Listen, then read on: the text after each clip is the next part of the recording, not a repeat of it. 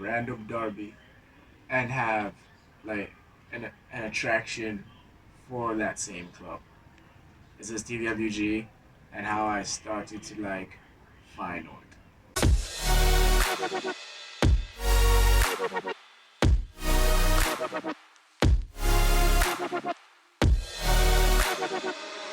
Honestly, I can't believe it. It's mad. I've watched a couple of matches in the Eredivisie. They ain't really as interesting if Ajax isn't playing. So that's one thing. Like Ajax normally make the league interesting, and they're like a Bayern Munich, but in a lower tier of it. But this season, it's been kind of different. Feyenoord has been pushing over the limits. PSV has been doing the most. Gotta give them credit where credit's due. Small teams ain't looking small now, and you see Ajax underperforming. It is like, fuck. Are these guys supposed to be the undisputed what's up faces? And then now the derby, the Classica, as it's referred to in the Eredivisie, was Feyenoord against none other than Ajax. Ajax were the away team, and it was like, of course, like every other European league that isn't the Premier League and La Liga have got it's they've got the best light shows when it comes to football in general. Like, you want to get entertained before the match? Watch their pre-game light shows. The pyrotechnics there, they are sick, and Feyenoord doesn't miss, of course, with this green fog that is lit all around the stadium, the flares, the chants, the fans already screaming at the top of their voice before even the kickoff. You see these Feyenoord fans giving the team juice and making sure that they feel like they're welcomed. And when the game starts, it's always a tussle for who's going to have more possession first, as in the ball will be like bouncing from one place to another, trying to be kept in one place and shit like that. But ultimately, of course, Ajax took over the possession. They were making some passes, but Feyenoord have one of the best pressing teams I've seen so far. Like, they will press you to death. The amount of mistakes they'll make you from the back, they know that Ajax plays from the back, and they made sure their three attackers were right on the defenders. The defenders were, I think it was Justin or whatever Timber, and Kelvin Bassey was playing left back. You also had Davy Clausen playing, I think, like a DM or CM or something like that, and Edson Alvarez. In fact, it was Edson Alvarez and Timber that were going at each other. They were the defenders of the Ajax team, and it was like, I just seeing two very good defenders looking like absolute dog food when it comes to how they were being pressed out of possession. They kept turning over the ball so many times. It was it was just a shaky moment. Uh, the goalkeeper Rulli, of course, it's a thing. And then, of course, Feyenoord, as much as they were good off the ball, with the ball they were a bit sloppy. Couldn't connect six passes together, but they were getting at um, Ajax's throats, and a wonder shot was released by the Brazilian. Um, how do you pronounce his name? Kept hearing it, but yeah, I'll probably put his image here. The number 14, he let off a belter of a shot. That one, no one was catching it. No one catches such shots. Leading. And that was when finally like kind of sit back and be like, okay, now you can come to us. And then Ajax just came, pow, pow, pow, pow, pow, pow. You're just seeing Ajax doing this strategic counter. You're just seeing them going at the team, attacking them full force, and it's just showing what the players are supposed to do. In the second half, the Steven Bergwijn, do you remember him, Mister? Gets subbed on, and he's immediately a target for the Ajax players to pass the ball to and make chances, and a target for the defenders to absolutely shithouse because they was so much shithouse. I thought I was watching Emiliano Martinez compilations. It was just just something to behold, and of course, as much as I watched and enjoyed the match, I was kind of depressed hearing that or seeing that Ajax have equalized, and it was just like, man. And now Ajax are in a sticky situation where they're like, I think I'll talk about this tomorrow in my other video.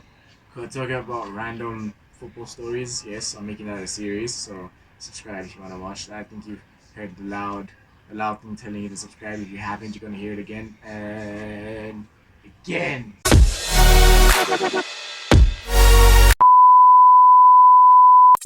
Um, shit, I swear, man, it was sort of like I think I'm just gonna put the highlights right next to me if I don't get copyright strike heavily because the error division. But nah, I think I'm cool. I'm cool. I'm using fair use. You won't hear the sound. You just see moving. You just see people moving. I mean, I can use this as like a green screen shit. You're watching the match, huh? How is it? How the highlights? I told you, right? I told you, right? Great match. Told you. Told you. And that just let me thinking like I should start watching these matches more often. You know, instead of just waiting for Manchester United versus Arsenal, which is kind of starting now. By the time I upload this, the match will be already done. And if it is, I'm going to put the score line. Um, I predict Man United to win. A I mean, I think it's going to be tough, but just like the other match, it's going to be everyone's scoring, and it's probably going to end like 4-2 or 3-1 to Manchester United, but I'm heavily leaning on actually 4-3, no 4-2. So I'm putting 4-2. Don't know why I'm putting a lot of goals, but hey, it's mad. So this is my prediction. This is the actual result. If I'm a genius, these two should be the same. You should think that I've made an editing error and put the same thing, but one is my prediction and one is the actual result. Come on, come on. This has to go. This has to pass. Anyway, yeah, it made me think like instead of watching these big advertised matches, why don't you just go into the depths of the football league and just see interesting matches, derbies even. You know, you get to see different types of matches that you've never seen, players you've never seen, good players that you've never seen, players that you're like, hey, why don't we buy them? Type shit, and then yeah, maybe you're gonna enjoy it because being shoved with mainstream football is just like being shoved with mainstream music. You just keep listening to mainstream artists. You just keep they're making good mediocre music. You're just like, well, what else am I gonna hear? Go into the underground, and it is wild. The underground is just like listening to every single song in the underground music. It's just like, why isn't this a hit? Why isn't this a hit? You know, same thing with me. Like, why isn't Feyenoord versus Ajax a match that's televised on BT Sport or advertised as such, you know? I mean, they advertised Chelsea versus Liverpool as they advertised it like it was some big match against two big heavyweights. They're 8th and 10th. What is so big about them? And also, I'm also going to talk more about them in the next video. I have so many choice words for them. But shit, I'm just going to say something here. Probably going to say it again tomorrow.